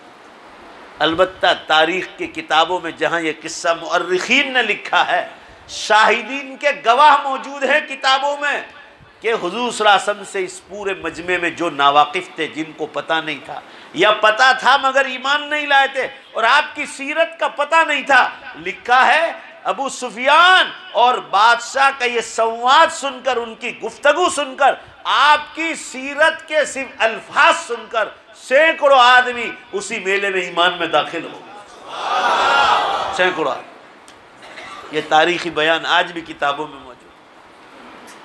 آپ صلی اللہ علیہ وسلم کبھی جھوٹ نہیں بولتے تھے، آپ نے کبھی امت کو دھوکہ نہیں دیا۔ آپ صلی اللہ علیہ وسلم نے فرمایا امام مہدی کے بارے میں کہ وہ میری سیرت پر ہوں گے۔ پورا مجمع زور سے بولو، کس پر ہوں گے؟ وہ میری سیرت پر، وہ کبھی جھوٹ نہیں بولے۔ امام مہدی ظاہر ہوں گے، ان کے پیچھے حضرت عیسیٰ علیہ السلام نماز پڑھیں گے۔ ایک زور سے بولو، کتنی نماز پڑھیں گے؟ ایک نماز پڑھیں گے، ان کے بعد ان کو اللہ کے احکام سپرد کر دیے جائیں گے، اور حضرت عیسیٰ علیہ السلام پھر امتی بن کر، آپ صلی اللہ علیہ وسلم کو امتی بن کر دین کا کام کریں گے۔ امام مہدی کے ظہور کے بعد 60 برس کے بعد، وہ 60 برس رہیں گے، اس کے 60 برس بعد جناب حضرت عیسیٰ علیہ السلام جو ہے پیدا ہو، آسمانوں سے نزول ہوگا، اللہ تعالیٰ ان کو آسمانوں سے اتاریں گے، اور امام مہدی کی امارت میں وہ نماز پڑھیں گے۔ حضرت عیسیٰ علیہ السلام ان سے کہیں گے آپ نماز پڑھائیے، وہ کہیں گے کہ نہیں، اللہ کا حکم ہے، میں نے حضور صلی اللہ علیہ وسلم سے ہی سنا ہے، آپ کی باتیں مجھے پہنچی ہے کہ آپ ہی میں سے بعض امیر میں سے ایک امیر بنے گا، فرمایا آج آپ کے پیچھے میں نماز پڑھوں۔ اس کے بعد حضرت عیسیٰ علیہ السلام اللہ تعالیٰ کے احکام کو جو حضور صلی اللہ علیہ وسلم نے پہنچائے آخر تک پہنچائے، اور یہ دونوں حضرات مل کر کانا دجال کو جو ہے جا کر ختم کریں گے۔ بہرحال مجھے یہ عرض کرنا ہے، امام مہدی حضور اکرم صلی اللہ علیہ وسلم کی پوری سیرت پر آپ کے زمانے میں لوگ ایمان میں داخل ہوں گے، غربت و افلاس ختم ہوگی، قتل و غارت گیری جو ہوتی تھی، قتل و غارت گیری وہ بالکل نابود، ان کے آتے ہی ختم ہو جائے گی پوری دنیا میں۔ اس طرح حضرت امام مہدی کو لوگ مانیں۔ شکیل بن حنیف تو 15 سال سے دعویٰ کر رہا ہے، زور سے بولو بھائی کتنے سال سے؟ 15 سال۔ قتل و غارت گیری روز کی چالو، روز قتل کی واردات، کیسی خطاط صورت میں ایک جوان لڑکی کو یک طرفہ معشوق نے، اس کے عاشق نے گلا جو ہے اس پر چھری چلا کر لوگ دیکھتے رہ گئے، اور اس نے سر عام اس بیچاری کو، اس بے قصور کو قتل کر دیا۔ یہ حالات آج امت کے چل رہے ہیں۔ امام مہدی کا زمانہ تو مسلمانوں اتنا باراور ہوگا کہ زمینیں سونا اگلے گی، اور مسلمانوں زمینیں اتنی پیداوار کرے گی جو اس سے پہلے کبھی نہیں ہوتی تھی۔ بے شمار ان کے زمانے میں فائدے ہوں گے، آپ سوچ بھی نہیں سکتے۔ اللہ تعالیٰ ان سے وہ کام لے گا کہ جو نبی صلی اللہ علیہ وسلم اپنے منصب نبوت پر رہ کر کام کرتے تھے، ان کی نیابت میں آپ جو ہے امت کو آگے بڑھائیں، یہاں تک کہ حضرت عیسیٰ علیہ السلام کو نزول ہوگا آسمانوں سے، ان کے بعد امام مہدی کا انتقال ہوگا، اس کے بعد اخیر میں حضرت عیسیٰ علیہ السلام کا بھی انتقال ہوگا۔ مسلمانوں عرض کرنے کا منشا یہ ہے کہ یہ اخلاق امام مہدی کے بارے میں بھی ہے کہ وہ کبھی جھوٹ نہیں بولیں گے، وہ کبھی کسی کو دھوکہ نہیں دیں گے، وہ امت کو باریاب کریں گے، ان کو اللہ تعالیٰ اتنا مال دے گا کہ وہ لوگوں کو لٹائیں گے، ان کے زمانے میں قتل و غارت گیری ختم ہو جائے گی، امن و امان عام ہو جائے گا، اور لوگ قتل و غارت گیری کا نام بھی نہیں سنیں گے۔ اتنی زبردست جو ہے فضائے رحمتوں کی عام ہو جائے گی کہ انسان اس کو سوچ بھی نہیں سکتا۔ میرے عرض کرنے کا منشا یہ ہے مسلمانوں، اللہ تعالیٰ نے جیسے آپ صلی اللہ تعالی وسلم کو سیرت و اخلاق میں بہترین بنایا تھا، اسی طرح امام مہدی کو بھی اسی انداز سے، اسی نہج پر چاہے نائب ہو کر، مگر فرمایا وہ بھی کبھی جھوٹ نہیں بولیں گے، کبھی کسی کو دھوکہ نہیں دیں گے، دعوت و تبلیغ میں کوئی کسر نہیں رکھیں گے۔ آج یہ شکیل بن حنیف جو کر رہا ہے، فیکٹری جا کر لوگوں کو گمراہ کر رہا ہے، نہ اس کو آخرت کی فکر دلاتا ہے، بلکہ اپنے آپ کو امام مہدی اور حضرت عیسیٰ ہونے کا دعویٰ کرتا ہے۔ احادیث سے تو ثابت ہے کہ امام مہدی ایک الگ شخص ہوں گے، اور زور سے بولو بھائی حضرت عیسیٰ ایک الگ ہوں گے، اور یہ دونوں کا ایک ہونے کا دعویٰ کرتا ہے۔ امام مہدی کے والد ہے حضرت عبداللہ، اور حضرت عیسیٰ علیہ السلام کے کوئی والد نہیں۔ شکیل کے والد کا نام حنیف ہے۔ کہنے کا منشا یہ ہے، آپ کے اس علاقے میں تقریباً 2000 سے زیادہ آدمی اس کے پیروکار بن گئے۔ یہ ہمارے اور آپ کے لیے ایک سوچنے کا مسئلہ ہے۔ ہمارے لیے علماء کے بیانات کو بہت زیادہ تیز رفتاری سے علماء کے بیانات کو ارینج کرنے کا موقع آ گیا ہے، دعوت و تبلیغ کے کام کو اور زور پکڑنے کا موقع آ گیا، خانقاہی نظاموں کو اور زور پکڑوانے کا موقع آ گیا، علماء حق کی کتابوں کو عام کرنے کا اور بہت بڑا مسئلہ ہمارے سامنے آ گیا۔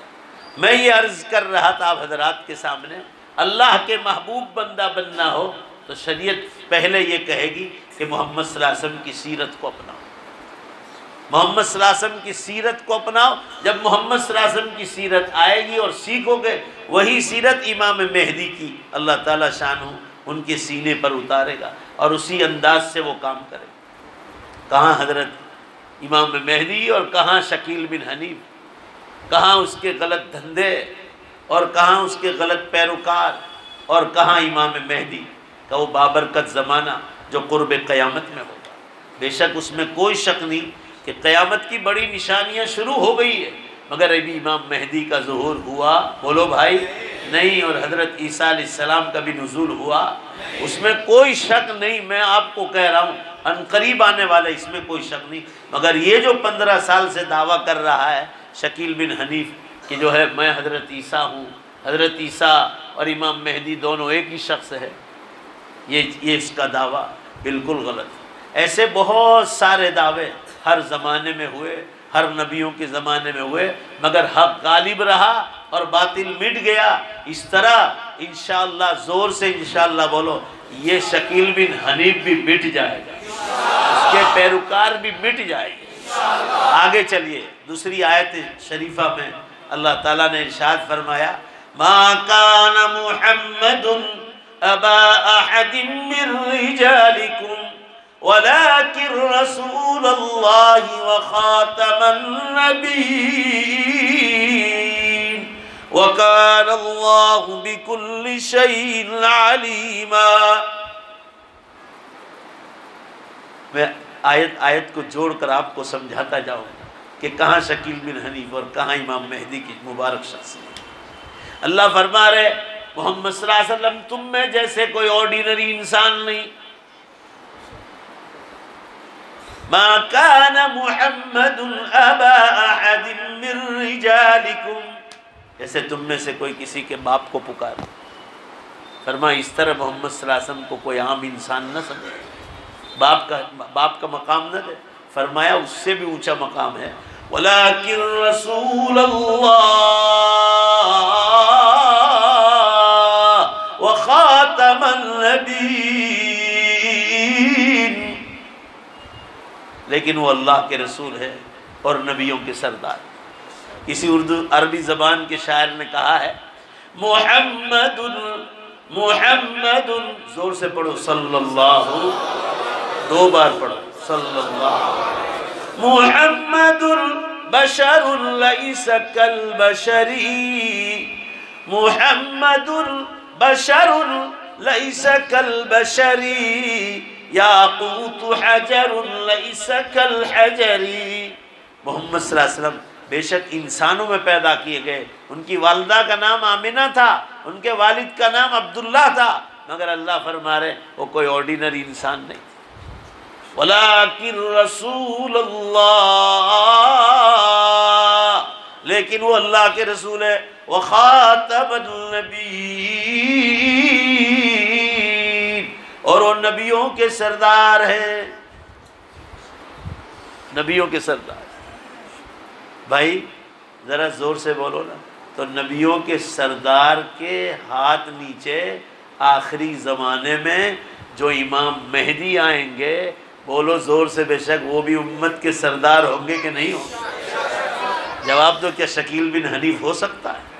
کبھی نہیں ہو سکتا۔ کہاں نبی کی راہ پر چلنے والے امام مہدی اور کہاں آج کل کا دربھنگہ بہار کا شکیل بن حنیف۔ مسلمانوں، جب آدمی کو حرام کھانے کی عادت ہو جاتی ہے، قرآن سے ثابت ہے یہ بات، اللہ تعالیٰ ہمیں بھی حرام لقمے سے حفاظت فرمائے۔ فرمایا یا ایھا الذین آمنوا کلوا من الطیبات واعملوا صالحا، اے مسلمانوں پاکیزہ روزی کھاؤ اور نیک اعمال کرو۔ قرآن کہہ رہا ہے، یاد رکھو، ذرا دھیان سے سنو، اے مسلمانوں کیسی روزی کھاؤ؟ بولو زور سے، پاکیزہ۔ وَاعْمَلُوا صَالِحًا، اور پھر نیک اعمال کرو۔ اللہ کیا فرما رہے ہیں کہ وہی نیک اعمال قبول ہوں گے جو حلال روزی کے بعد تیار ہو۔ شکیل بن حنیف جیسا جو امت کا حرام پیسہ کھاتا ہے اور امت کو گمراہی پر لے جا سکتا ہے، زور سے بولو، پھر اللہ تعالیٰ اس سے نیک اعمال چھینے گا کہ نہیں چھینے گا؟ اس سے ایسے ہی دھندے کروائے گا جو خود کو بھی جہنم میں لے جائے گا اور دوسروں کو بھی جہنم میں لے جائے گا، یہی حال اس کا۔ اس لیے دیکھو مسلمانوں، اب ہم نے بھی تیاری کر لی انشاءاللہ، اور آپ بھی نیت کر لو کہ اس کام کو رکنا نہیں ہے، یہاں تک کہ شکیل بن حنیف بھی اپنی بات سے توبہ کر لے۔ اللہ تعالی ہم سب کو توفیق عطا فرمائے۔ میں یہ عرض کر رہا تھا آپ حضرات کے سامنے، کہاں شکیل بن حنیف اور کہاں امام مہدی۔ امام مہدی کے بارے میں اتنی تفصیلات آئی مسلمانوں کے 3 گھنٹے بھی ناکافی۔ خود مولانا نبی حسن مظاہری نے جو کتاب لکھی ہے، جس پر میں نے کچھ لکھا ہے، وہ کتاب بہت چھوٹی سی ہے، مگر تقریباً 50 صفحے تو امام مہدی ہی پر لکھا ہے انہوں نے۔ کہنے کا منشا یہ ہے مسلمانوں، اب آپ کو جو کرنے کا کام ہے وہ بار بار علماء کرام کی مجلس میں بیٹھو، جو بھی شکیل بن حنیف کا نام آپ کی مجلس میں آئے بولو انشاءاللہ اس مجلس کو چھوڑ کر بھاگیں گے، اور نہیں بھاگیں گے تو یہ کوشش کرنا ہے کہ اس کو ایسا سمجھائیں کہ انشاءاللہ العزیز اللہ کرے کہ اس کو ہی توبہ کی توفیق ہو جائے۔ اور یہ بات میں آپ کو بتاتا ہوں، یہ حضرات کہیں کے بھی رہنے والا، ان کے علاقوں میں شعبدہ بازی بہت چلتا ہے، جو جادو ہی کی ایک قسم ہے، جادو ہی کی ایک قسم ہے۔ آپ صلی اللہ علیہ وسلم نے فرمایا السحر من الکفر، جادو کفر میں سے ہے، والکفر فی النار، جادو کفر سے ہے، اور زور سے بولو کفر والا کہاں جائے گا؟ جہنم۔ لہذا جادو والا بھی جہنم میں جائے گا، لہذا یہ حضرات جادو بھی کر سکتے ہیں، ان کا کوئی بھروسہ نہیں۔ بہت جگہ سے یہ خبریں ملی ہے کہ یہ جادو بھی کرتے ہیں، اس لیے حدیث میں فرمایا جادو سیکھنا، سکھانا، اس کے پاس جانا، ایسے لوگوں کے پاس بیٹھنا، بعض روایت میں ہے کہ تمہارا ایمان تو جائے گا ہی جائے گا، ان دنوں میں 40 دن کی مقبول نمازیں بھی اللہ تمہاری ختم کر دے گا۔ صرف جانا، کسی کاہن کے پاس جاؤ، نجومی کے پاس، اس سے خطرناک ہے شکیل بن حنیف جیسے غلط دعوے کرنے والوں کے پاس بیٹھنے جاؤ۔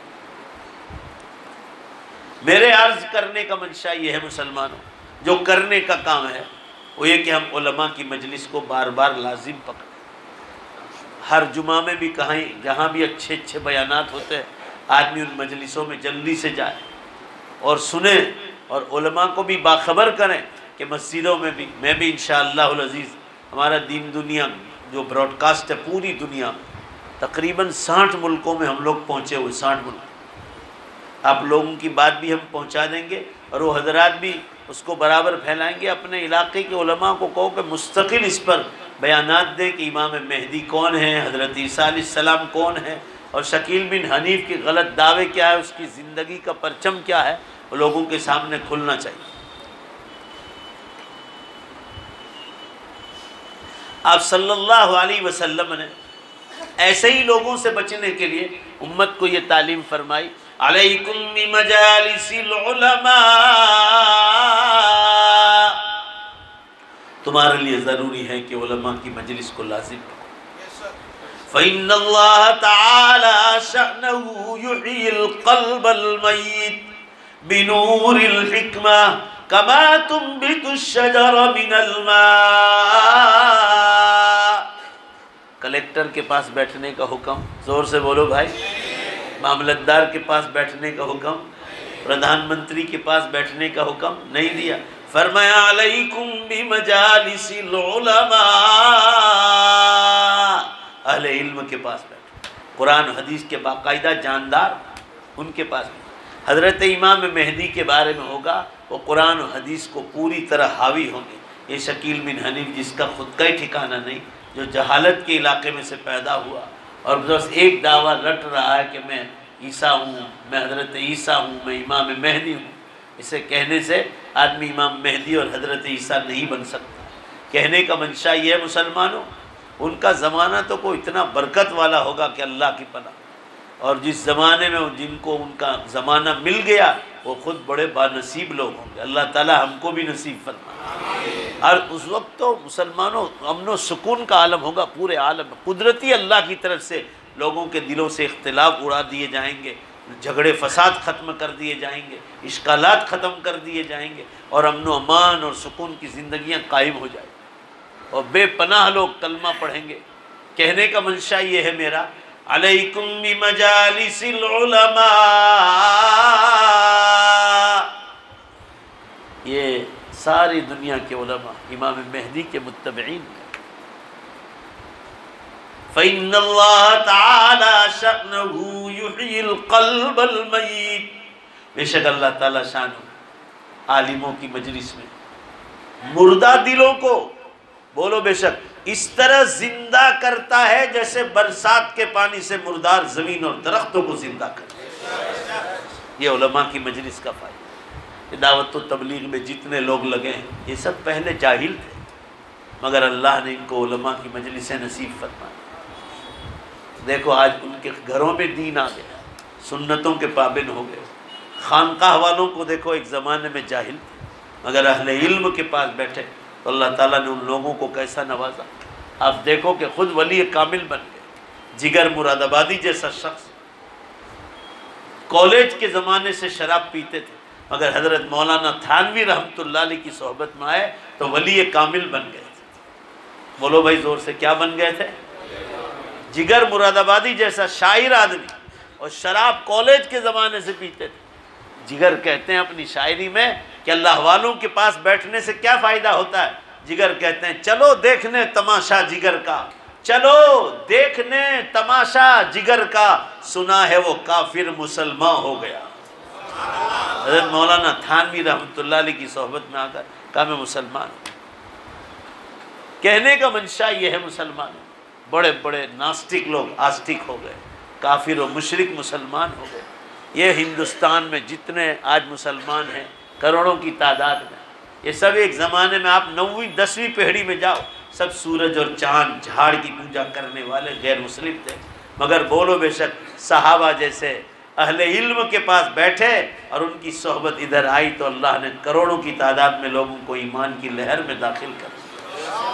یہ ہے جو مجھے آخر میں آپ سے عرض کرنا ہے، عالموں کے ساتھ دوستی رکھو، ان کی مجلسوں میں جاؤ۔ دوستی یہی ہے کہ ان کی مجلسوں میں جاؤ، دین سیکھو، دعوت و تبلیغ کے کام کو اپنا کام سمجھو، مسجد وار جماعت میں پابندی سے بیٹھو، فضائل اعمال کی کتاب پڑھو۔ یہ شکیل بن حنیف یہ کہتا ہے کہ فضائل اعمال کی کوئی حقیقت نہیں، 6 کتابیں ہیں، باقی یہاں تک کہتا ہے کہ علماء نے دین کو سمجھا ہی نہیں۔ تو یہ جاہل دربھنگا کا یہی سمجھ بیٹھا ہے قرآن و حدیث میں۔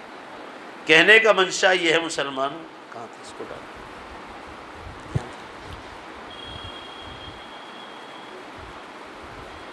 گھروں میں تعلیم زندہ کرو۔ دعوت و تبلیغ کے ماحول سے امت کو جو فائدہ ہوا ہے وہ ساری دنیا کے سامنے ہے۔ ماں بہنوں سے بھی کہتا ہوں، مسجد آپ کی جو مستورات کی تعلیم ہوتی ہے اس کی پابندی کرو۔ دنیا بھر کے میسج ایک دوسرے کو چھوڑتے ہو تو جس دن تعلیم ہو اس کے میسج بہت زیادہ گھماؤ۔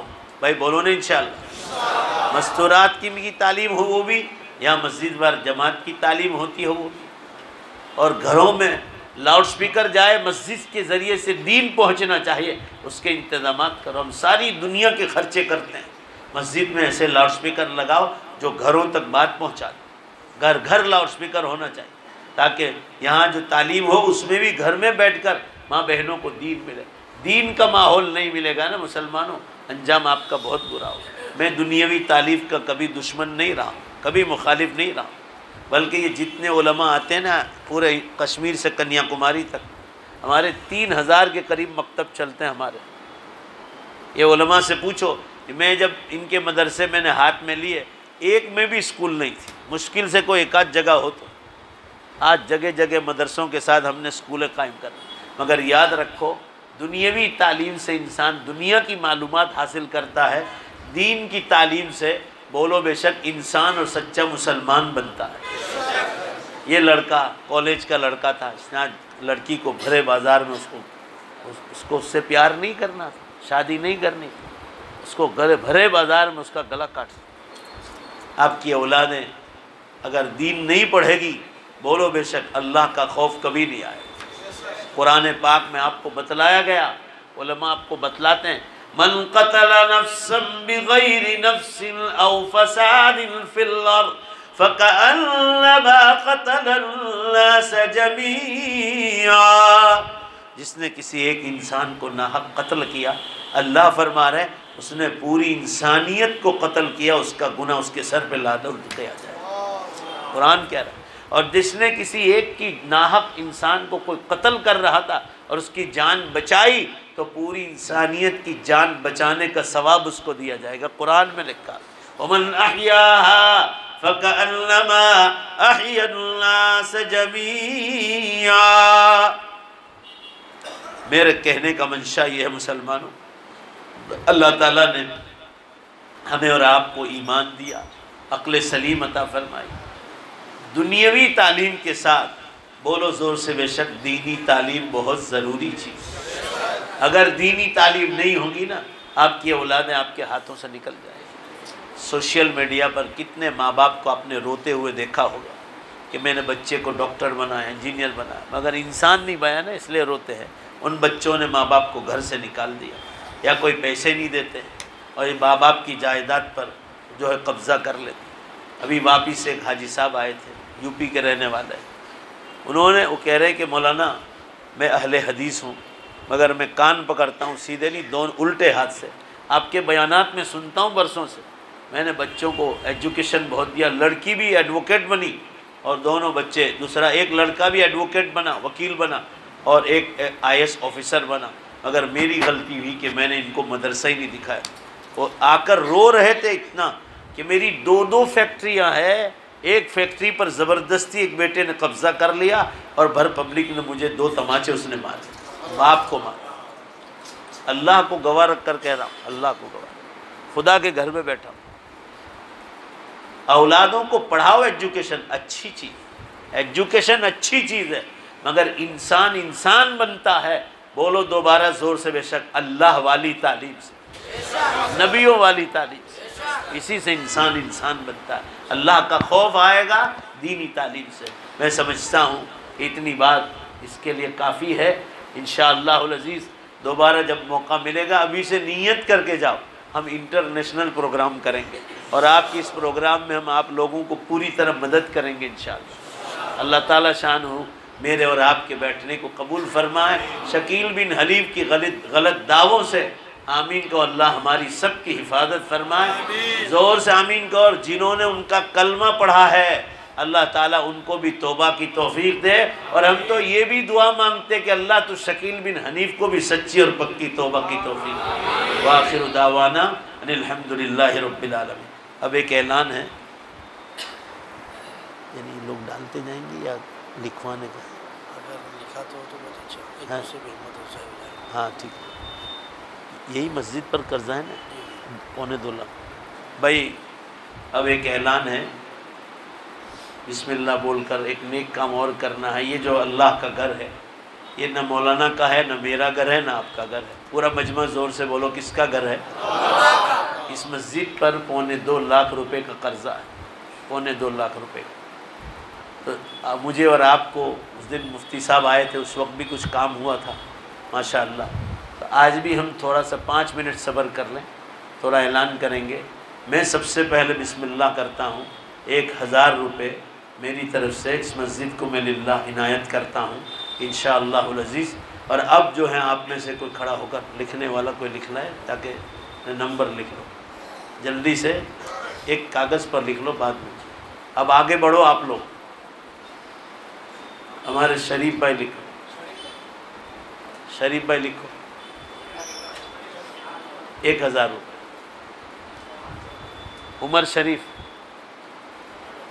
جی 1000 لکھ، عمر شریف ذرا جلدی لکھنا۔ ہاں ایک اور بھی لکھنے والا کوئی کھڑا کر دو ادھر سے، جلدی جلدی بھائی آگے بڑھو، 1000 سے آگے بڑھو ذرا، جن کو اللہ نے دیا دو، اللہ کے گھر کے لیے دینا ہے، جلدی جلدی۔ یہ 2 نام تو باہر کے میرے ساتھ آئے، انہوں نے ہی لگایا، یہاں کے لوگ ذرا کھڑے ہوں اطراف جوانب کے۔ 500 روپے نام لکھاؤ، نام ہے ارشاد ابھی تو یہ پیسے بعد میں ڈالنا، یہ پیسے جو ہے ابھی لکھاؤ، جو لکھوانے والے ہیں 1000 سے آگے بڑھو، ذرا کھڑے ہو جاؤ، جن کو اللہ نے دیا ہے۔ بھائی حدیث میں ہے کہ جو آدمی دیتا ہے اللہ تعالیٰ بہت زیادہ عطا کرتا ہے، اور سب کو معلوم ہے، سب کو تجربہ ہے۔ حدیث میں ہے خرچ کرو اللہ کی راہ میں، تنفق علیہ، اللہ آپ کے لیے اسباب پیدا کرے۔ یہ 100-200 والے بعد میں آپ ڈالتے جانا، ابھی لکھاؤ 1000 سے کون آگے بڑھتا ہے؟ جلدی سے کھڑے ہو جاؤ، اتنا بڑا مجمع ہے، جلدی جلدی کرو بھائی۔ اللہ کے گھر کے لیے ہم آپ سے مانگ رہے ہیں، من انصاری اللہ۔ حضرت عیسیٰ علیہ السلام نے فرمایا اللہ کے راہ میں ہمارا کون مددگار ہے؟ 1000 سے آگے بڑھو بھائی کوئی۔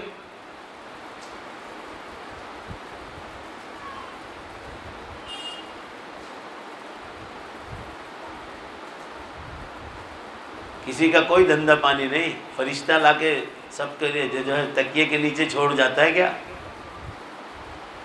تھوڑی ہمت کرو اللہ کے گھر کے لیے۔ چلو 2000 والا کوئی کھڑا ہو جائے، اللہ کے لیے کھڑا ہونا ہے بھائی۔ ابھی ایک دم نہیں دے سکو تو ایک 500 کر کے دینا، مسجد کو دھیمے دھیمے پورا کرنا، یہ بھی ایک شکل ہے۔ ہم آج نہیں کہتے کہ آج یاد دے دو، مگر کم از کم لکھوا لو اللہ کے گھر کے لیے، نام لکھا دو کیش۔ کیا بھائی بولو کتنے؟ 2000، ماشاءاللہ۔ نام بولو آپ کا، ان کے پاس لکھوا دو۔ دیکھو کھڑے ہو نا، تھوڑی محنت کی۔ کتنے؟ 2000، نام لکھاؤ۔ ایسے 8-10 آدمی کھڑے ہو جائیں گے، اللہ کے گھر کا کام ہو جائے گا۔ آپ تھوڑے تھوڑے کر کے دینا، ہماری طرف سے اجازت رہے گی۔ جلدی جلدی، آپ کے لیے کتنا آسان راستہ کر دیا۔ وقفے وقفے سے بھی دیں گے، ہفتے بعد تو بھی چلے گا۔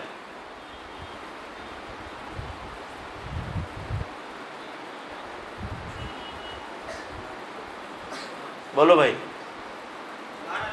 کیا نام؟ 5000، ماشاءاللہ۔ کیا نام آپ کا؟ نام بولیے۔ سعید بھائی قریشی، اللہ ان کو جزائے خیر عطا فرمائے۔ دیکھو آپ حضرات نے صبر کیا، اللہ کے گھر کا آپ کو انشاءاللہ یہ لکھوا رہے، اس پر میں بھی آپ کا بولو بے شک اجر و ثواب ہے۔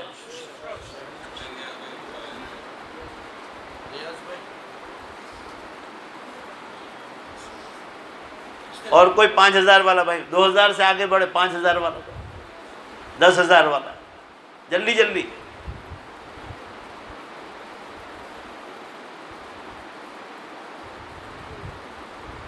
اور ہمت کرو بھائی، نہ امام کے لیے ہے، نہ ٹرسٹیوں کے لیے ہے، بولو سب مل کر کس کے لیے مانگ رہے ہیں؟ اللہ کے لیے۔ قرآن میں ہے مَن يُقْرِضُ اللَّهَ قَرْضًا حَسَنًا فَيُضَاعِفَ لَهُ أَضْعَافًا كَثِيرًا۔ ہم نے جو مال دیا اس میں سے کون اللہ کو قرض دیتا، پھر اللہ بڑھا چڑھا کر دیں گے۔ جلدی سے بھائی، 2000 والا، 5000 والا۔ سعید بھائی قریشی ماشاءاللہ آگے بڑھ گئے، اب ہم کو آگے بڑھنا ہے، جلدی جلدی۔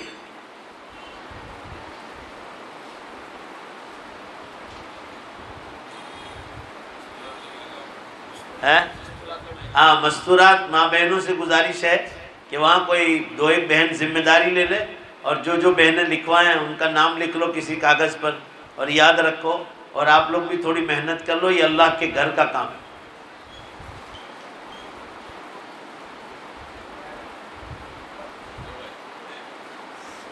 کتنے ہیں؟ سہیل بھائی ماشاءاللہ، دیکھو جہاں پہ بازار سے بھی آ رہے ہیں، سہیل بھائی 2000۔ بھائی جلدی کرو نا، اللہ کے گھر کے لیے ہے، 2 منٹ صبر کر لو، جلدی جلدی۔ اللہ کے بندو، مالدار بننے کا ذریعہ ہے یہ، اللہ کے گھر پر خرچ ہے۔ اللہ کو پیار نہیں کہے گا، آپ کے بزنس چالو ہو جائیں گے، آپ کی تجارتیں چل پڑے گی۔ یقین مضبوط نہیں، یقین مضبوط کرو، یقین مضبوط کرو۔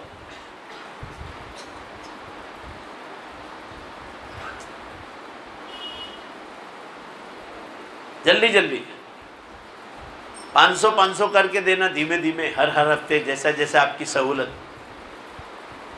ارے بھائی آپ کے مرحومین قبروں میں راہ دیکھتے ہیں، وہ نیت سے کرو۔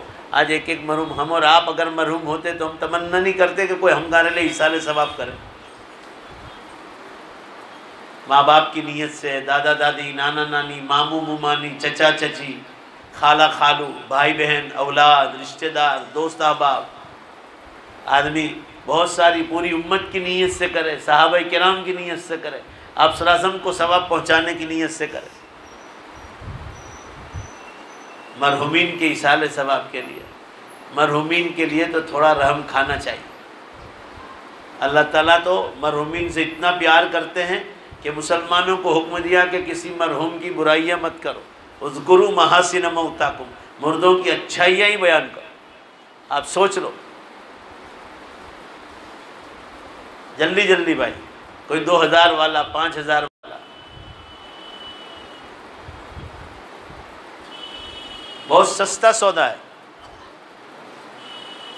چلو یہ تو نیت کر کے جاؤ کہ انشاءاللہ جلدی سے سب مشورہ کر کے اس مسجد کے قرضے کو پورا کرا دیں گے۔ اللہ توفیق عطا فرمائے۔ درود شریف پڑھ لو دعا۔ اسی طرح جو مدرسہ چل رہا ہے اس کے لیے بھی تھوڑا، بنات کا ہے نا، بنات کا مدرسۃ جو بنات ہے اس کی طرف بھی آپ توجہ فرماتے ہیں۔ ہاں، اور جو باہر لوگ کھڑیں گے یہ ٹاول یا رومال لے کر، تو 100 200 والے، 500 والے، ذرا وہ سب مل کر اس میں سب آپ 10 20 50 سب ڈالتے جاؤ، تو انشاءاللہ اس میں بھی ایک رقم جمع ہو جائے گی۔ درود شریف پڑھو۔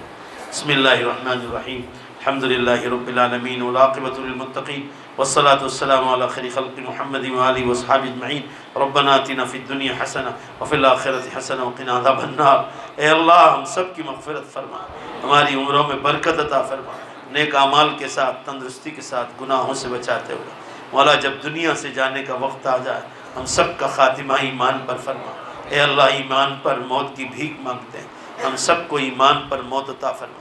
ہمارے ماں باپ، ہمارے دادا دادی، نانا نانی، پردادے پرنانے، تمام رشتہ دار، پوری امت مسلمہ کی مغفرت فرما، ان کی قبروں پر نور کی بارش نازل فرما۔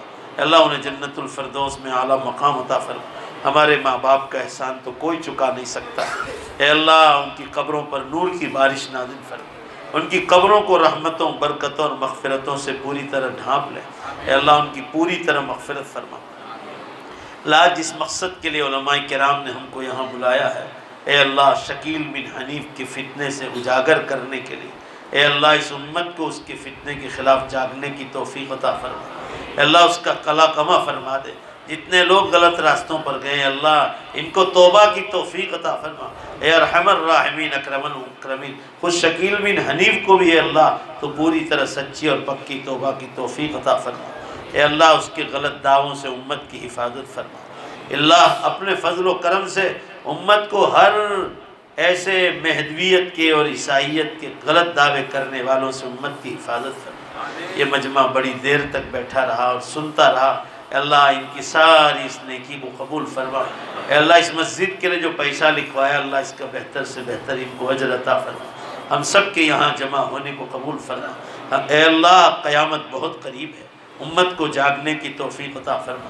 بڑی نشانیاں شروع ہو گئی، اے اللہ زلزلے بے حساب ہو رہے ہیں، ٹائم میں سے آپ نے برکت اٹھا لی۔ بڑے بڑے علماء 2000 کے قریب دنیا سے چلے گئے۔ اے اللہ بغیر موسم کے بارشیں ہو رہی ہے۔ اے اللہ یہ سب قیامت کی علامتیں ہیں۔ اے اللہ امت کو جاگنے کی توفیق عطا فرما۔ قیامت آئے گی جب آئے گی، مگر مولا موت کا کوئی بھروسہ نہیں۔